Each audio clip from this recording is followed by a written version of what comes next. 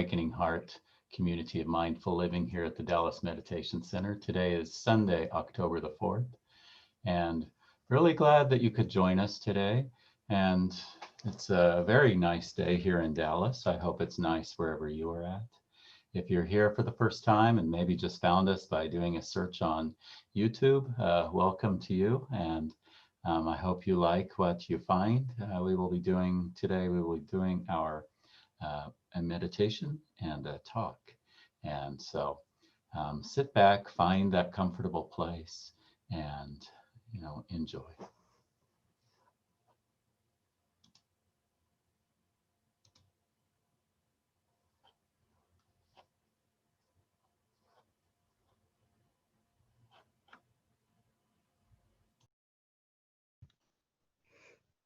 Thank you, Cornell. I want to welcome everybody and hope you've had a good day, and we will start the beginning of a really nice evening together. So we like to begin with a little bit of check-in. Cornell sort of did that. We follow the pattern that we've always done when we meet in person. So we'll hear the bell in a minute. We'll read our affirmation, and then we'll have a guided meditation. So let's enjoy 3 sounds of the bell.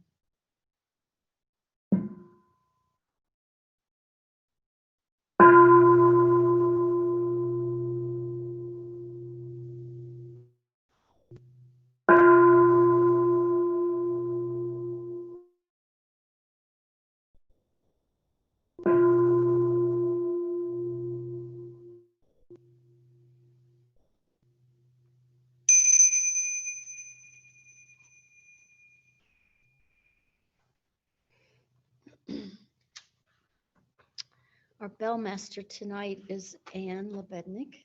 So thank you, Anne. And shortly we will be joined by Miles and John, who are going to talk to us tonight, bring us a talk. So let's begin with our opening affirmation.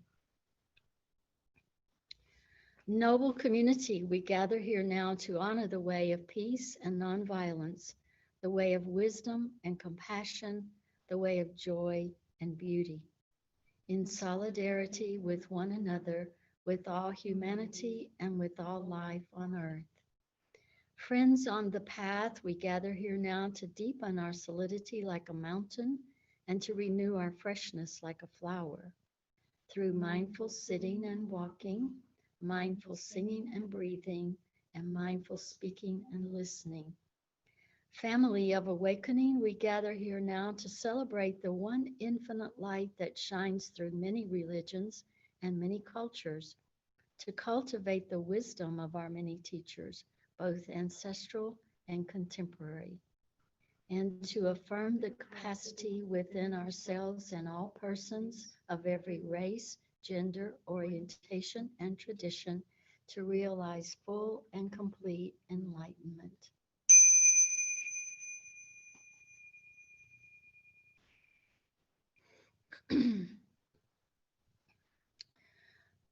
So I'm going to toss it back to Cornell and see if he wants to welcome the people that have signed in to the chat.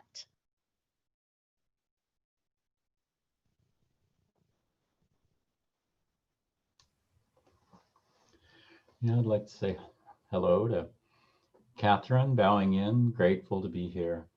John, bowing in from Oak Cliff. Nick, grateful to bow in. Paula, hi everyone, so happy to be here. And Julie, also bowing in, grateful to see us. And so, yeah, anytime if you want, you can check in using the chat window next to the YouTube video. So thank you.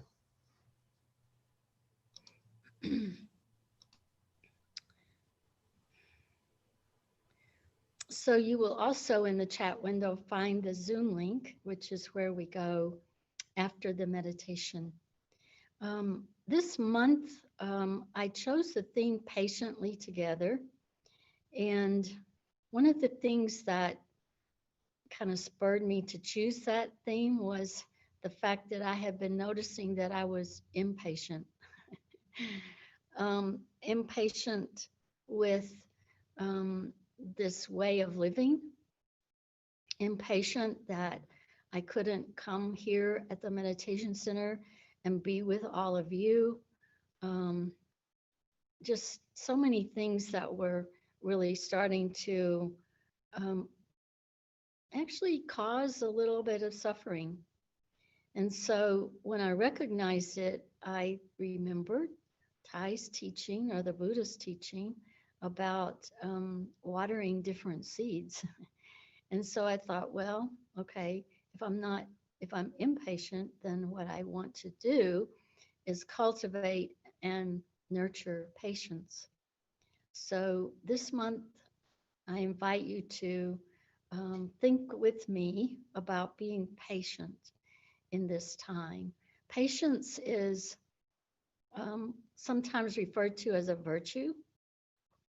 And so if you don't think of yourself as virtuous, you might say, well, I'm not very patient. But I think all of us are patient at one time or another.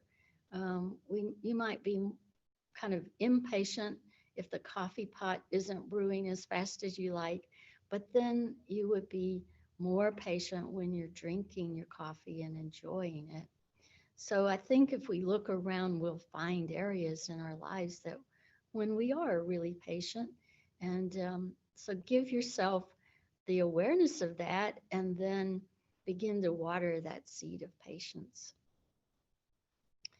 I wanted to share with you tonight a meditation that Terry offered. Terry, our Dharma teacher from Austin, during the retreat that happened um, this past weekend. Um, last, yeah, it ended last Sunday. Um,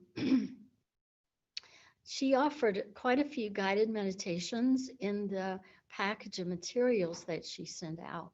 And so I think, if you attended the workshop, you have all that information. If you didn't attend the workshop, it might still be possible for you to get the the guidance that she offered. And I will have to check into that. But tonight, I want to offer you a meditation that Terry wrote. It's called Light of Ease and Joy. So let's hear the contemplation and then we'll begin the meditation. The Sangha is invited to go back to our breathing so that our collective energy of mindfulness brings us together as an organism, going as a river with no more separation. Let the whole Sangha breathe as one body, generate peace as one body, be free as one body. Let us transcend the boundaries of a delusive self, liberating ourselves from the superiority complex, the inferiority complex, and the equality complex. We are aware that the happiness and suffering of all people is also our own happiness and suffering. We see ourselves in all people and all people in ourselves. We are one with those caught in situations of oppression. We are also one with the oppressors. We are one with the wise and good people who are present everywhere in the world. We are one with those who are able to embrace the whole of this world with their heart of love and their two arms of caring action. We are a people with enough peace, joy, and freedom to be able to offer fearlessness and the joy of life to living beings around us. We see that we are not alone. The love and the joy of great beings who are present in this world are supporting us, not allowing us to drown in despair, and showing us the way of understanding, compassion, and right action.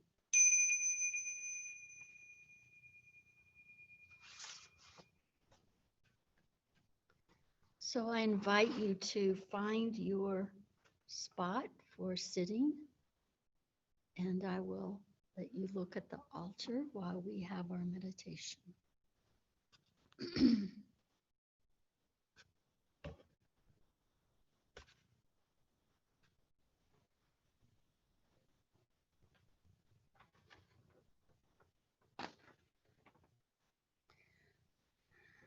So let's begin by um, looking at the posture, how we're sitting or how we're lying down.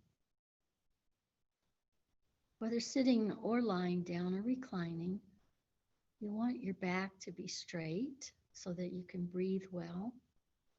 But it's not necessary, nor is it good, to feel that you're artificially sitting up straight. We don't want to feel stiff or rigid. When you're ready, you can just lightly close your eyes. And let's begin by letting go of worries. With each breath, just release. Release worries. And with your next exhale, release restlessness. Release your plans and your projects.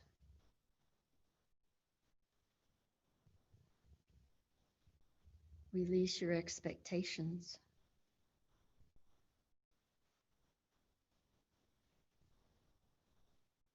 Release all of your stories.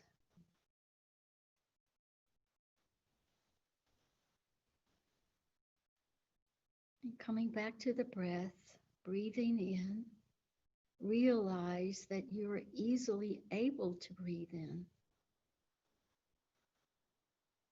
Breathing out, realize that you're breathing out. In, out. Smile in gratitude for the miracle of breath.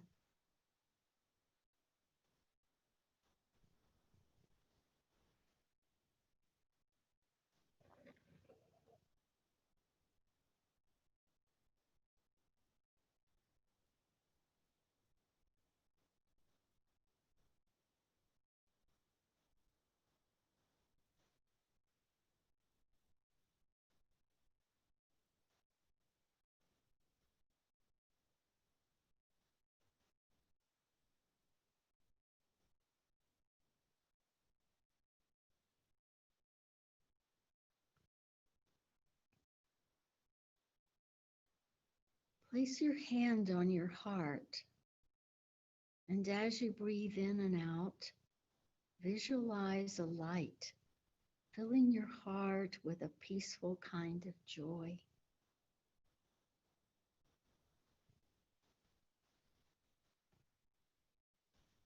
Notice how this light allows you to relax, to lighten up, and smile.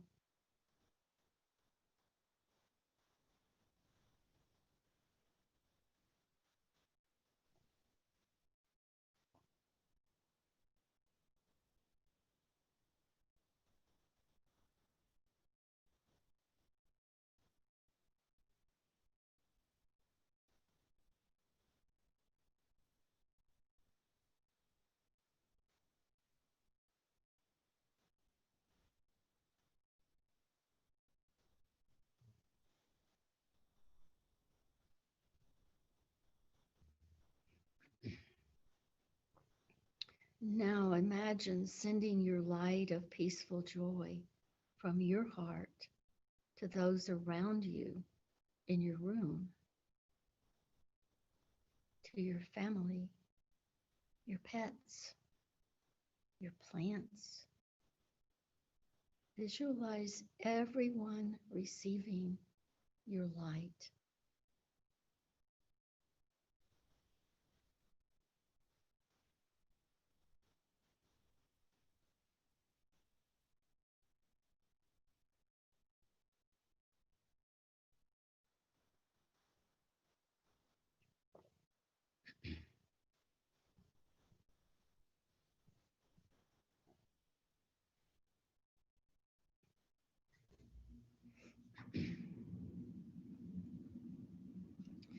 Now visualize that your light overflows from your heart and the room you're in and spreads throughout your city. Visualize ease, peace, and joy covering everything and everyone in your neighborhood and in your city.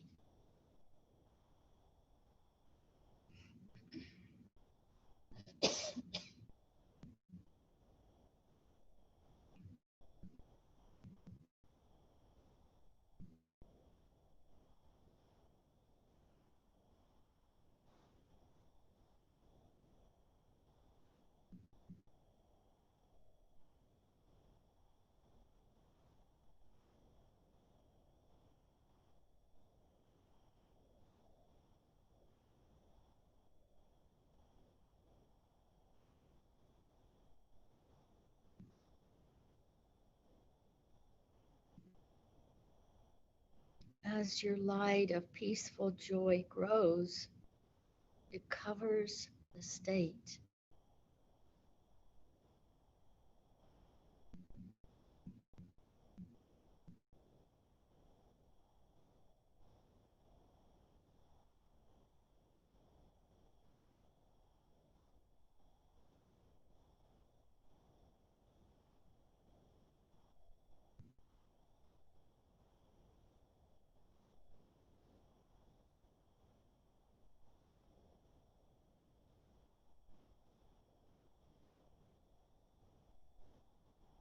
See the light of peaceful joy covering our nation.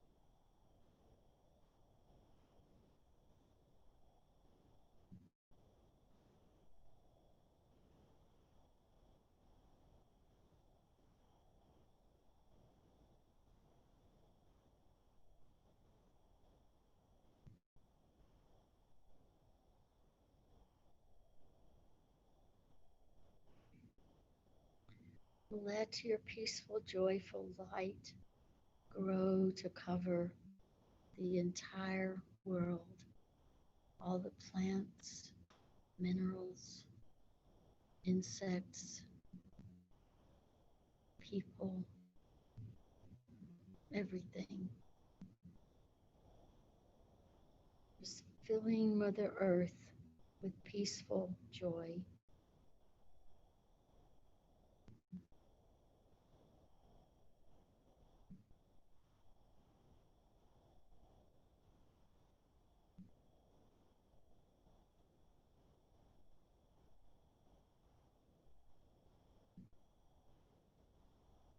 Imagine the whole earth blanketed in your light of peace, ease, and joy.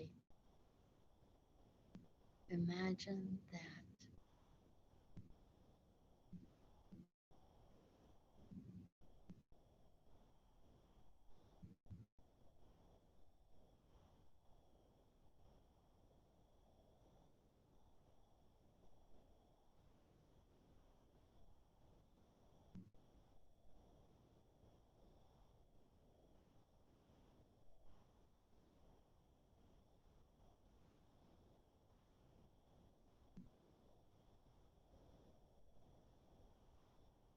When you're ready, slowly bring your light back into your heart. Allow your hands to rest on your light-filled heart.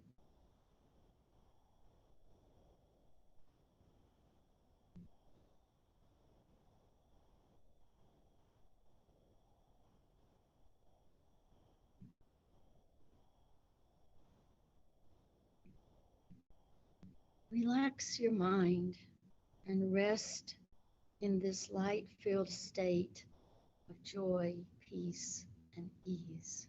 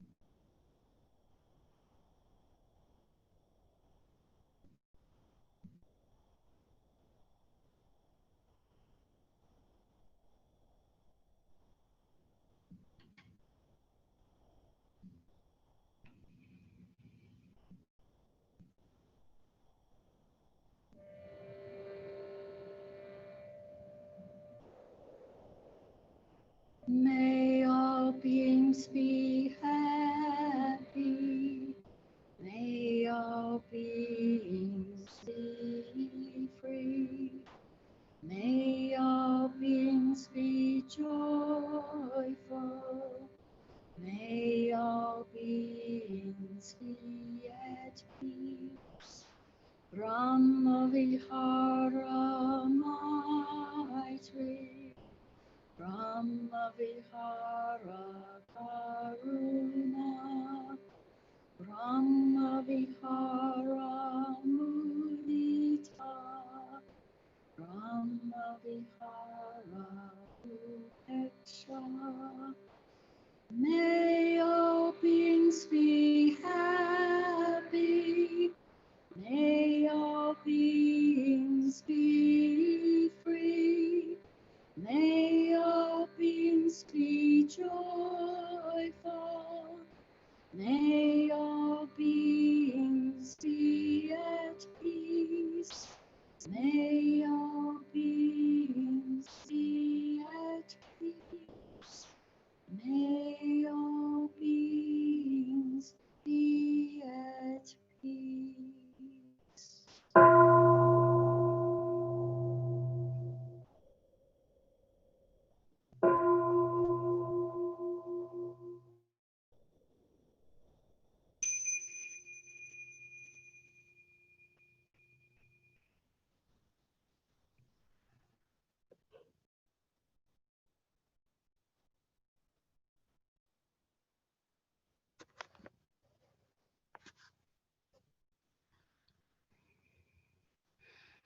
Thank you, dear friends. Um, I hope you felt the light that was emanating from me. I felt light from somewhere. That's the joy of interbeing. Even though we are not in the same room, we still we are still connected. And that gives me great comfort. I hope it does comfort you as well. So we'll continue our evening with the refuge chants, the chants to the three jewels. It's a way to remind ourselves not only that we take refuge in the Buddha, the historical Buddha, but we also take refuge in the Buddha within, the Buddha nature within ourselves. We take refuge in the Dharma, the teachings of the Buddha and our ancestral teachers. We also live the Dharma as a part of our practice. So we are the Dharma. And then we also take refuge in the Sangha, which is exactly what we're doing right now. And it's reciprocal. The Sangha takes refuge in you and me, in us. Without our participation, there is no Sangha. So as we recite these affirmations, remember that the Buddha, the Dharma, and the Sangha inter-are with each of us.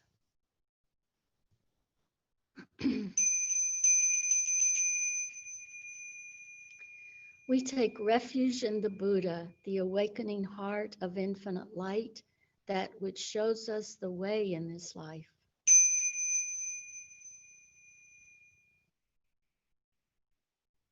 We take refuge in the Dharma, the awakening path of infinite light, the way of understanding and of love.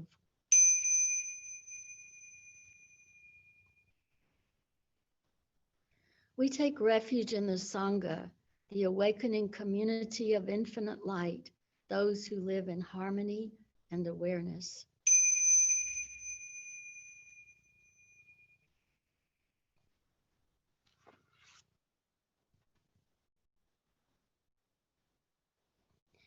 So now we have an opportunity to continue being connected with the Sangha and enjoy the teachings as well. We'll be joined tonight by Miles Sandoval. Miles is also being joined by her husband, John. And part of her talk has to do with relationships, which sometimes can try our patience. So I'm really happy to invite Miles and John to share with us this evening. So I'll just turn it over to Miles.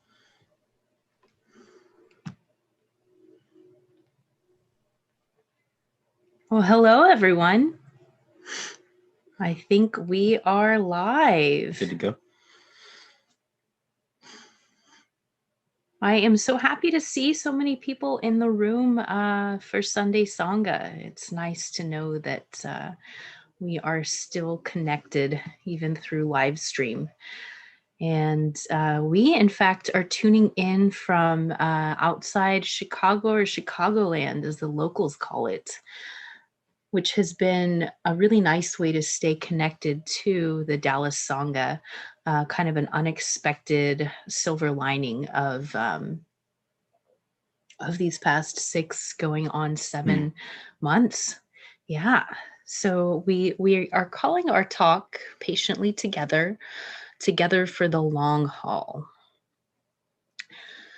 And if our life is our practice, then our practice mates are those with whom we regularly come into contact, usually our friends and family of choice, whether that's biological or not biologically related to us.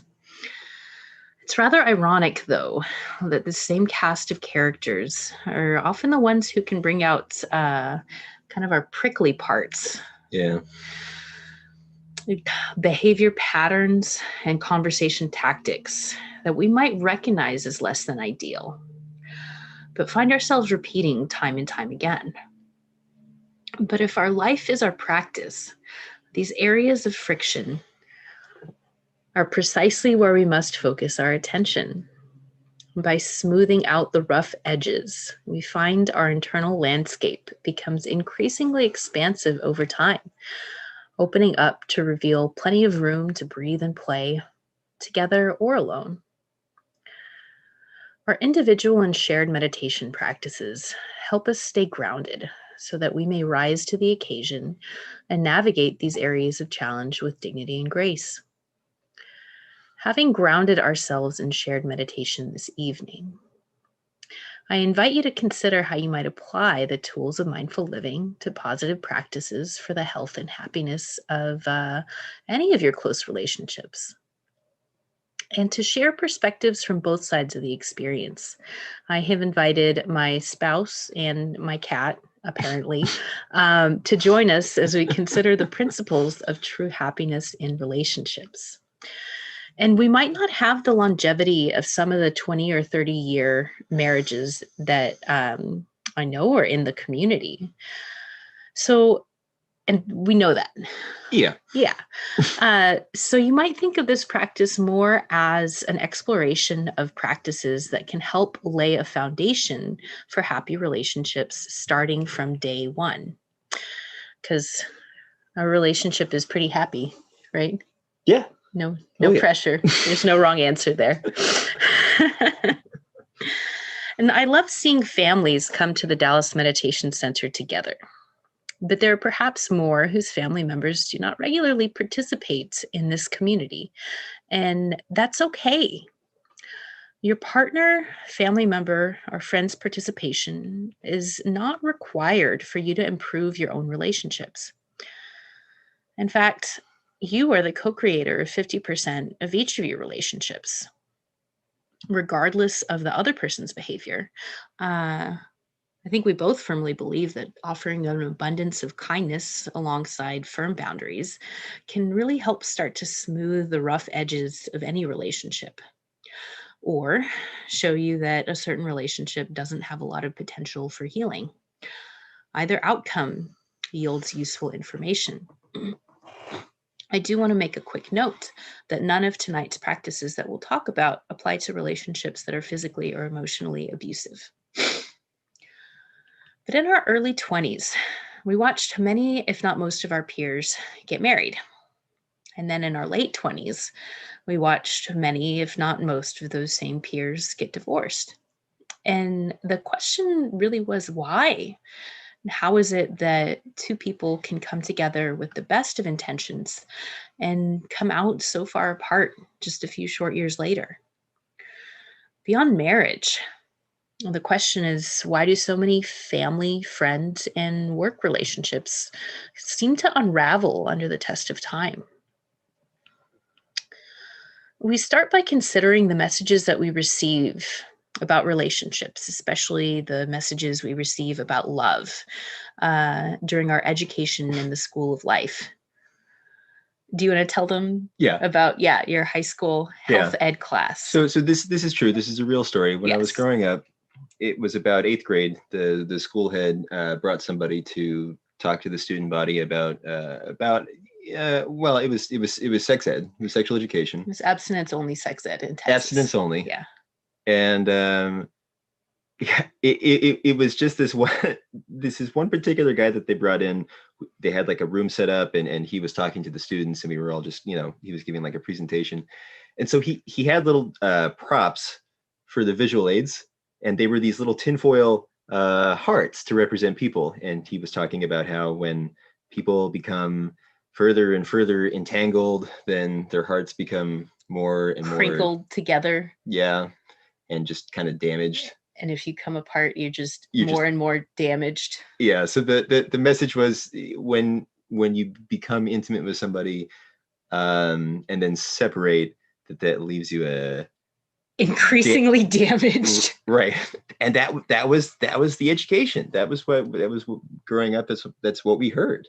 Yes. So that was a similar experience as to what I experienced, kind of, teaching the next generation about love and relationships. And it didn't feel like a very positive message at the time, and a very confusing one, to say the least.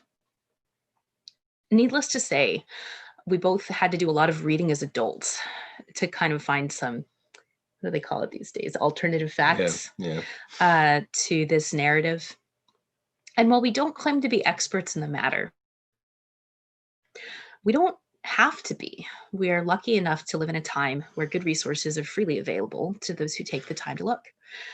And it seems like, as in the practice of mindful living, the answer to living and loving well for the long haul seems not necessarily easy, but pretty simple.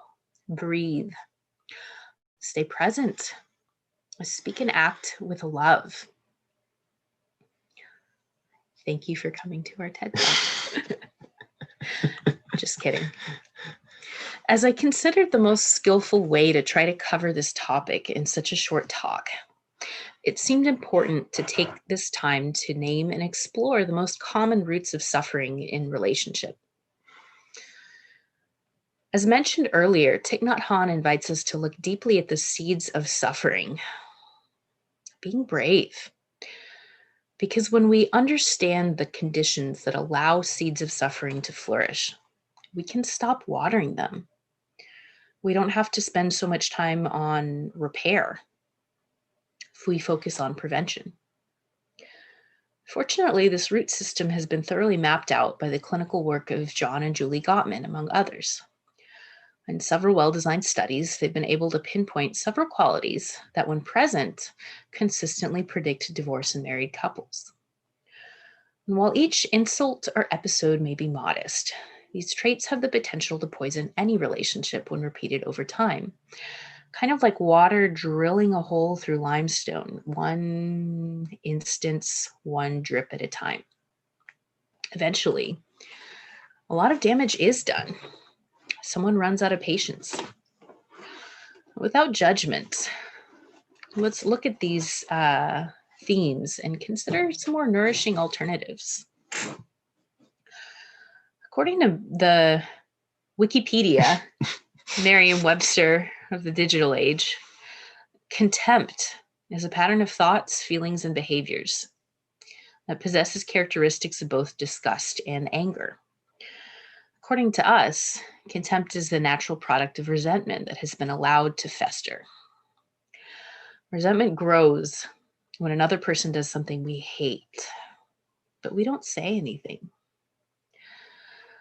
But because we don't speak up, they don't know not to do it, so they do it again and again. And somehow it chafes like an ill-fitting pair of shoes over weeks or months or even years. until one day we notice that it has worn all the warmth from the connection. Contempt sounds kind of like, my God, are you kidding me? Are you really going to do that again? It's condescending. It simultaneously conveys the message that I'm better than you and I'm sick of your antics. In any case, contempt rises to prominence as the single greatest predictor of divorce when present in a relationship. We talked about this beforehand for this reason. So what's one of the annoying things that I do, the like drip on the rock? Yeah, this is a pre-approved example. One of the things that you do, it's always the small things. Yeah.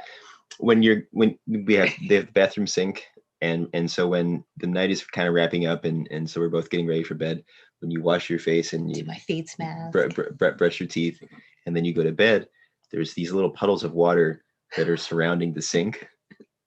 And every time that I go in the bathroom, I like accidentally lean on the countertop, and it's wet, so my shirt gets water in it. But it's okay. Yeah, it's all right. It is okay. If it was something that really bothered me, then I feel like I can talk to you about it. I feel like we can say something. And I know that you think it's annoying. And you know that I try not to do it so much. Yes. So resentment never really gets the chance to grow roots. We both kind of know where the other person is. And yet, if we know contempt to be so destructive, why is it so easy? Why do we so often create the conditions that lead to contempt? I think one of the contributing factors that really struck me as I was brainstorming for this talk is that in the short term, it feels really good to think that we are right.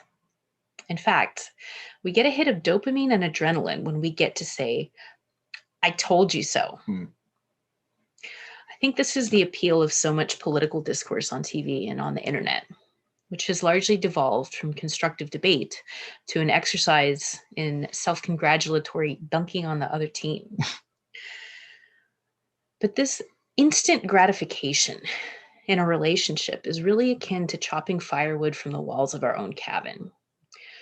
In the moment, we feel both right and righteous.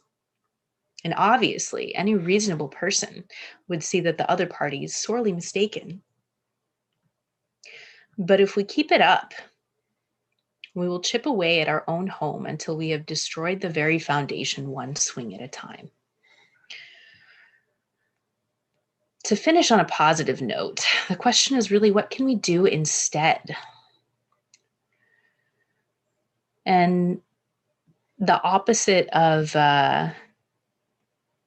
instant gratification is really a focus on meaning, purpose, what we're striving for, and why it matters so much can really help us to hold our tongue in the moment. Greg Baer, the author of a practical handbook for happy relationships that you can tell has been well read here, defines the titular real love as caring about the happiness of another person unconditionally, without strings attached, without expectations. When we share real love in our social networks above and beyond romantic relationships, we feel happy and whole. We give and receive affection and goodwill in a way that feels boundlessly abundant. We are not terrified of abandonment, nor fearful that if someone only knew the real us, the us under the surface, they would despise that person. We are not scanty with our love because we know that we are not in danger of running out. Baer differentiates this real, unconditional love from transactional love, in which we find ourselves addicted to the way another person makes us feel, rather than the person themselves. It could be tough. And this is such a common metaphor that there are multiple songs titled verbatim, Love is a Drug, along with countless other lyrics stitched into the songs of well-known artists like Pink, Taylor Swift, Justin Timberlake. The list really goes on and on. The problem with loving the way somebody makes us feel is that as soon as our partner stops being so exciting, as soon as our friend stops being so entertaining, we feel bored or even disappointed, like they somehow let us down. And the question is, what changed? One of the things is our brains. As relationships evolve, the chemicals that drive connection naturally shift from dopamine and norepinephrine to oxytocin and vasopressin. And that's okay. If we practice non-attachment, we can enjoy the exciting feeling of getting to know somebody new and also allow that to flow into the coziness of a warm, familiar, long-term relationship. Rarely is it entirely one or the other. But as we settle in for the long haul, John and I have committed to 2 practices early on that have served us very well with each other as well as with others. While we are hopefully still in the early stages of our shared life, keeping open channels of communication and always turning towards each other has allowed us to stay mostly patient and avoid feeding the conditions that in turn feed contempt. We don't claim to have invented the wheel. Perhaps you have your own variations of similar practices that I can't wait to hear on our Zoom discussion. When we talk about turning towards each other, whenever you can stand it, it's easy to lose sight of the bigger picture at times. But as Ram Dass reminds us, what are we doing in life besides walking each other home? So rather than dunking on each other from opposite sides of the court, what if we remembered that we're not on opposite teams? We're venturing through this same thick jungle of life side by side, when there's no need to turn the machete onto a travel partner. In the moment, it can be hard to keep our mouths shut, especially when we're right. And I don't always need to be right. Sometimes I forget that. Me too. I think it's a really powerful drive to want to have that righteous feeling. Yeah. Yeah. But if there's no escalation, the antagonism goes nowhere. Ajahn Chah says, if no one stands up in the line of fire, no one gets shot. And the beautiful thing about this practice is that only one person has to remember, wait, we're on the same team. How do you avoid escalating when someone, including me, says something passive aggressive or really aggressive? You're really better at this one. It's not a competition. I know. It's a lifesaver, though. I forget. Well, especially with you, I try and remember that I really have a choice. I could escalate something. I could assert myself and say, no, you're wrong. I'm right. Here's why. And, I might even be justified in doing so, quote unquote. But at the end of the day, I think it's just going to be more obstacles for us to overcome. It's just going to be another barrier for the life that we live together and the harmony that we hope to achieve.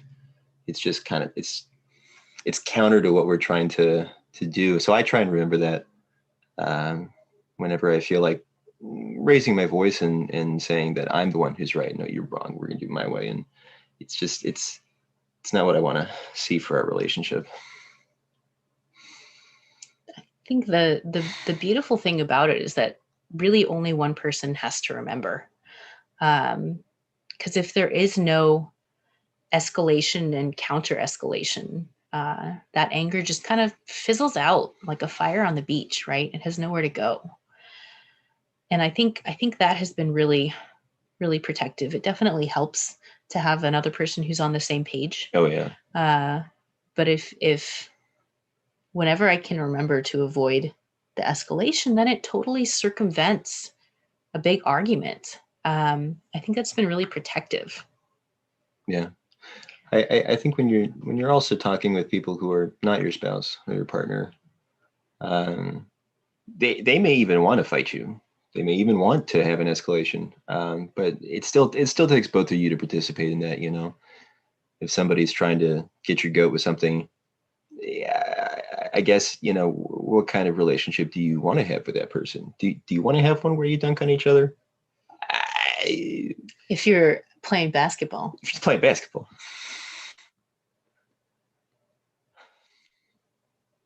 So I try to remember that.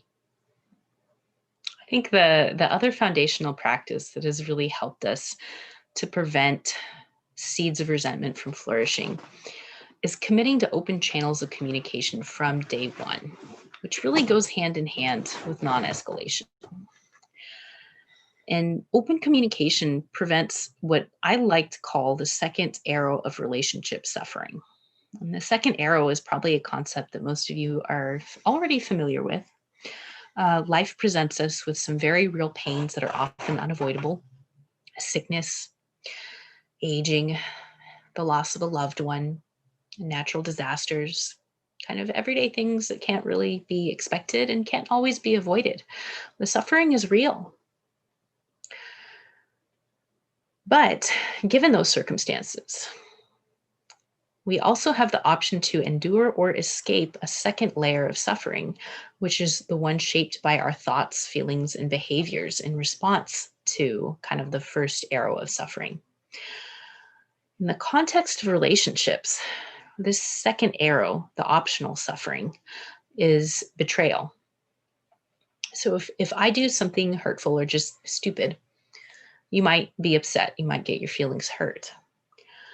But if I do something hurtful or stupid and then also hide it, there are now 2 points of pain: the original insult and also the deception, the betrayal.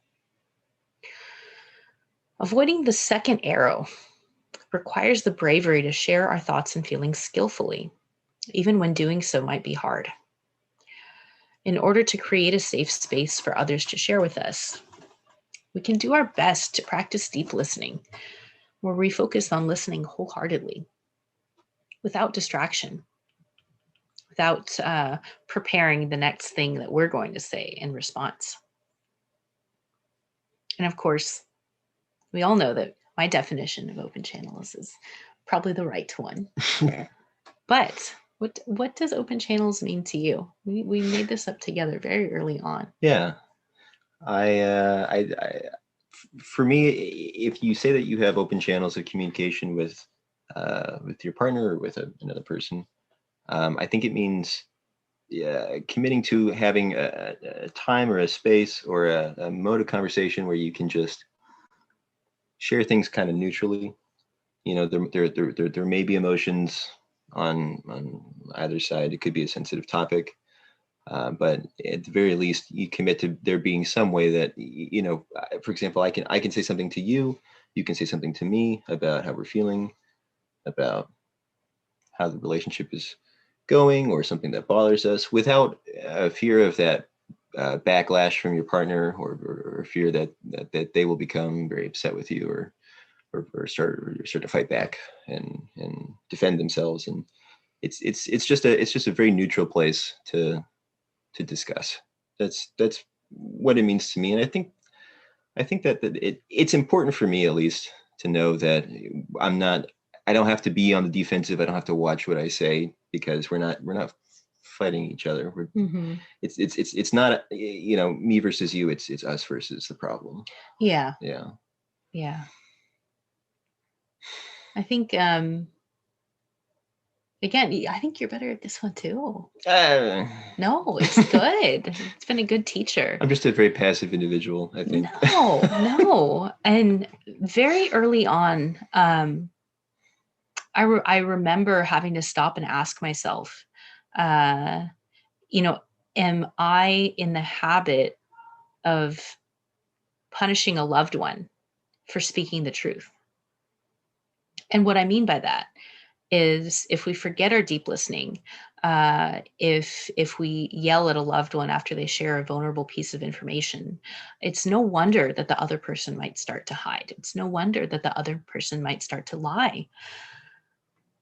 And so this principle definitely works better when both people in a relationship are in on it, because if you're the one who brings a piece of vulnerable information to someone else, and they might not be on the same page.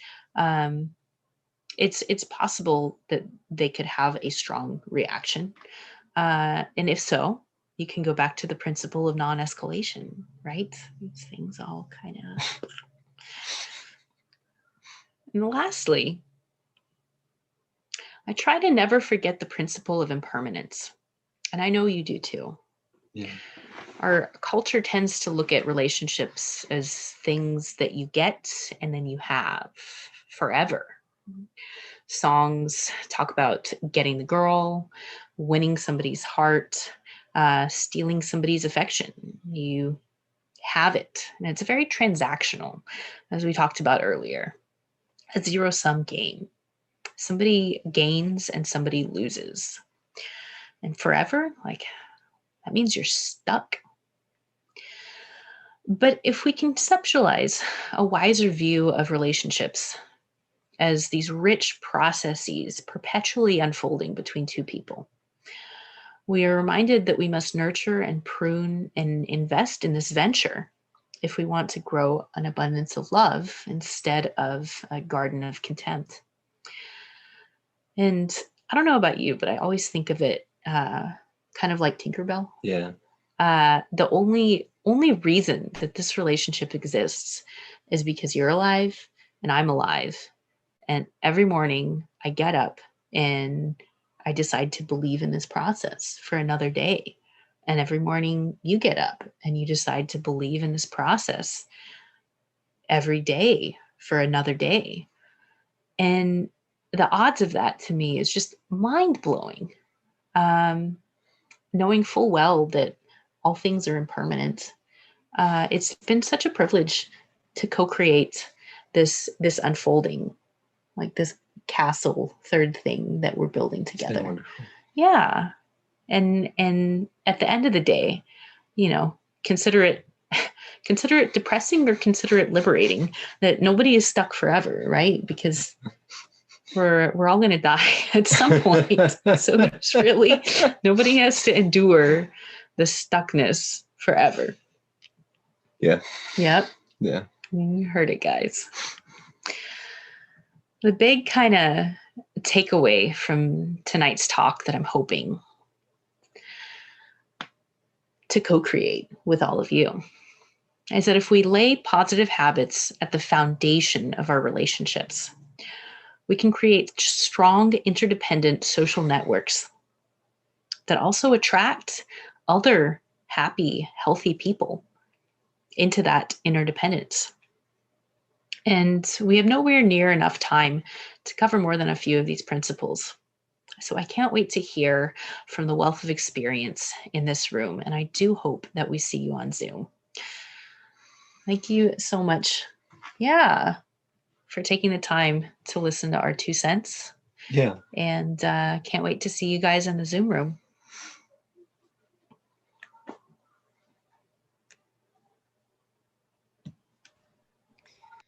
Oh, wow. Thank you so much, Miles and John. That was wonderful.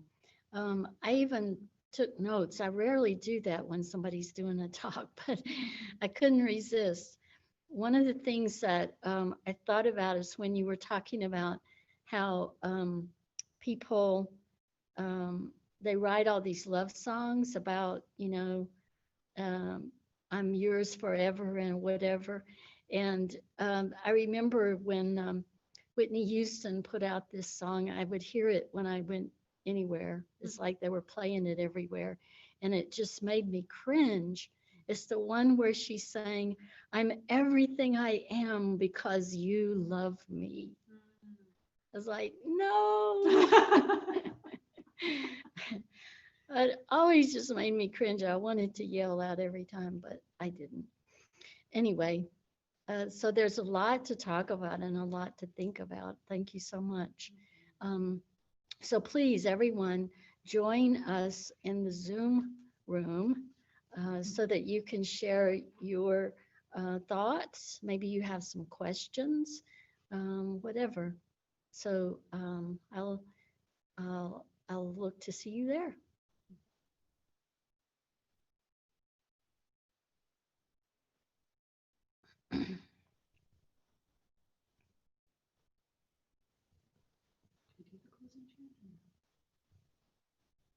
We'll do it at the very end.